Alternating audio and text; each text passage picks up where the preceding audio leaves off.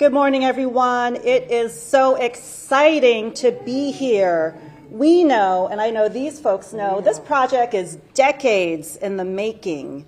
We officially started about 3 years ago when we approved as a council the exclusive negotiating agreement, and then we took another step more recently to authorize our city administrator to negotiate the purchase and sale agreement. It is so exciting to be here.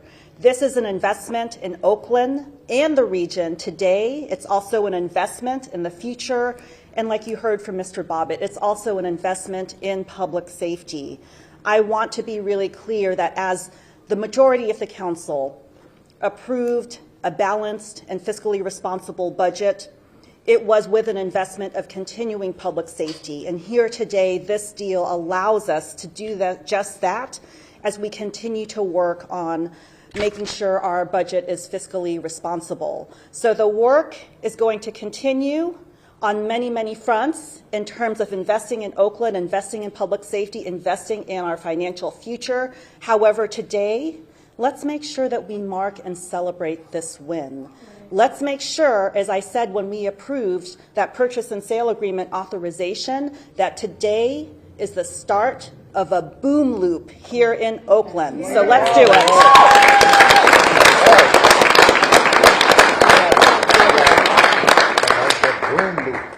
Yes, the boom loop. I wanted to save the best for last, which I want to acknowledge the staffers that worked day in and day out, night and day. I'm talking literally until like past midnight.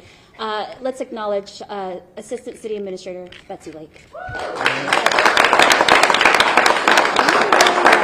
She's like, I'm okay. I also want to acknowledge my Chief of Staff, Lee Hansen. Yeah.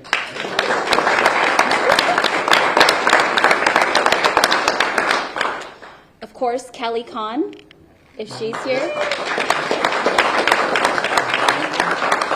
And I see Ryan Richardson here, our city attorney. Of course, we wouldn't be able to do this work without Brendan Moriarty.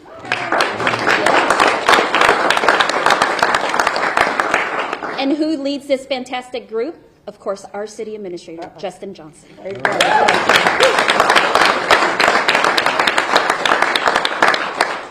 But of course, the last but not least, community. Thank you all. Thank you. This is for you all.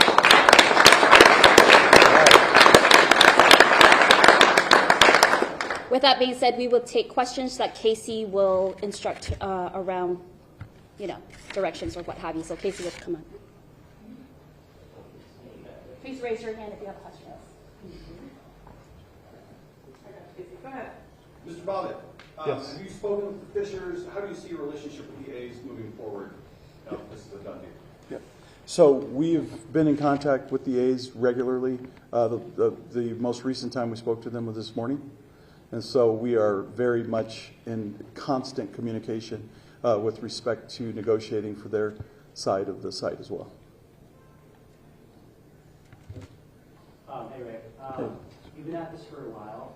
Developments in the last few months where members of the city council wanted to go with this contingency budget first, and it led to AASEG kind of being in the crosshairs of this political conflict over the city's finances. What did you take away from that, and how did you feel that might have influenced negotiations? I think for us, because we're from here, I think if it was a different developer and they weren't on their own soil, it might have been a different perspective. But I think the fact that this is our soil, this is where we're born and raised. So whatever we have to do in order to ensure the safety of my grandparents, is going to be something that I'm going to obviously be ready to move forward with.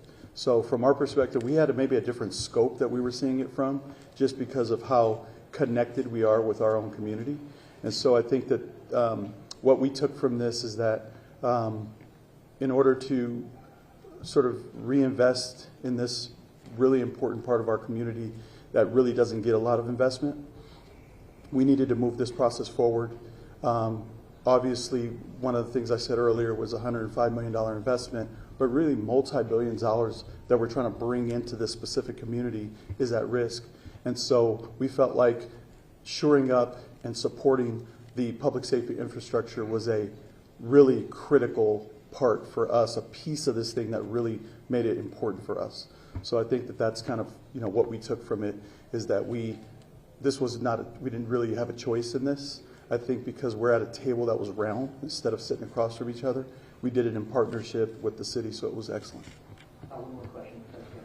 Ray, you've been active in Oakland for a long time. We're in an election year.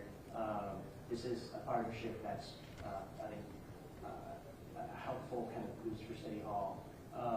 Is that something you're going to get involved in, or are you going to be advocating for any candidates in selection? Well, I think for us, we are, we're here to do work and work with, the city just in general. Obviously, we've had a great relationship with the mayor, with the city council, with the city staff, and so we've had a great professional relationship. We will continue to do everything we can to support Oakland, and this is something that we're committed to. So, we're here for Oakland, and so this is an exciting opportunity. But we know that there's a lot of movement around the elections and things of that nature. But I think our focus is just to really get this project completed and to have investment in East Oakland. Hey guys, so you explained the payment schedule, but help us fill in the blanks. Where do the Oakland A's part fall into all this to complete this? Can they block what you've already signed? I mean, how does that play into all that? Well, it's an undivided interest on the site, which means the city owns 50% of an undivided interest and the county owns 50% of an undivided interest. Right now, the county still holds the title.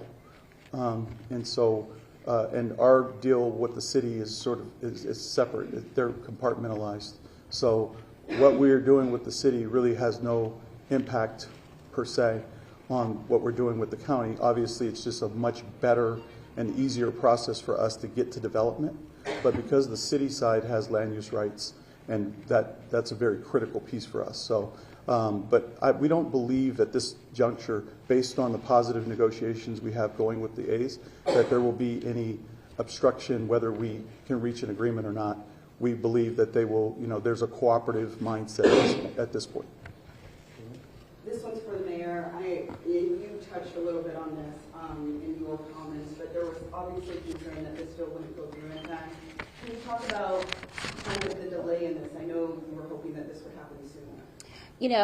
Of course, this is high-stakes negotiations, and actually, this is pretty quick how we got to this point. However, again, to Mr. Bobbitt's point, it's been 3 years in the making for AASEG. Again, their family lives here. And this is the investment. This is just the beginning works of investment into Deep East Oakland, into the city of Oakland. Of course, public safety and our budget deficits played a little part, but there were so many other variables that played a part as to the reason why we needed to expedite and move expeditiously. And so with that being said, on the city council and as we move forward with the mid-cycle budget, this was a huge win. We had a contingency plan that my office proposed if the deal did not go through, and I believe that was the most responsible thing to do, is to allow for transparency. If something happened and this deal did not go through, then we had a contingency plan that my office introduced. However, we were always optimistic that this would go through. There was not a set timeline, of course. We were working really hard, but again, we're crossing all our T's, dotting all our I's, and being very responsible on both sides. Quick question. So, regarding the budget, do the schedule for payments or whatnot fall in line with the Oakland budget? That's all good? Yes, it does. It falls in line with the Oakland budget. We worked with our finance team, and the funds will be coming in where we can account for them immediately. And then maybe for Ray, when does development start? What does this look like? So that's a really good question. This is, first of all, it's going to be a long project. This is going to be a very long project. It's probably the largest development in Oakland's history. But because of the fact that the A's are actually not going to be on the site, that was something that we had to contemplate. And now that they're not going to be on the site, it helps us with respect to timing and putting together a site plan. In addition to that, you can't really go to planning commission if both sides aren't necessarily combined with each other. So that was something that was really helpful for us as well, and it looks like we have a pathway to solve that. So I think that because of those factors, mainly because of the acceleration in this process and the fact that we are sort of making progress with the A's and the fact that they will not be on the site for the next 3 years in an extension, it really helps us get to development potentially very much quicker. So that's a positive for us. Obviously, this is an interesting development cycle, so the timing is actually working out pretty well for us. So quicker, does that mean sometime? I think that we would, I'm not the developer side of our organization, so I don't want to necessarily say anything out of turn. But I do think that the pathways, what I've been told, is that our pathways to development are a lot more clear. And so we have a much more clear pathway to planning. And the great thing about this site is it comes with the Coliseum specific plan. And so the Coliseum specific plan is a plan that was mandated in 2015 by the community that already comes with a CEQA, it comes with an EIR, it comes with so many different elements of planning that are already cured. So it really can allow you to sort of move quicker in a situation where you may not be able to. So just to give you that extra element of, with respect to speed and timing. One more question, right here. Yeah. I'd like to direct the question either to the mayor or the president of the council or city administrator. Since there's been such a prodigious amount of speculation in the national media that this black group didn't have sufficient funds, can you say to the citizens of Oakland that you've done your due diligence, that because there are a lot of the whispering campaign is they don't have the money. Absolutely. And we heard those whisper campaigns too. I want to be very clear that that is not the case, that this group is a strong group. And this is what we go back to, Mr. Cobb, around systemic racism. And we know that going and partnering with AASEG, which is born out of Oakland, working with Loop Capital out of Chicago, that they have the funds. Not only do they have the funds and they have the wherewithal, they have the vision of community first. And that's what works in the city of Oakland. We are very unique. Our community demands more. And I want to be very clear that AASEG stepped up and said we can do more. So I want to applaud them for that. All right. Thank you all so much.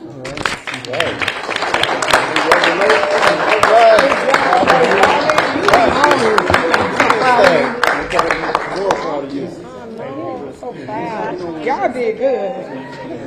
I'm proud of all y'all. Y'all did amazing. Man, be good. Next work. I'm going back to work. Enjoy. I know. Have a great day.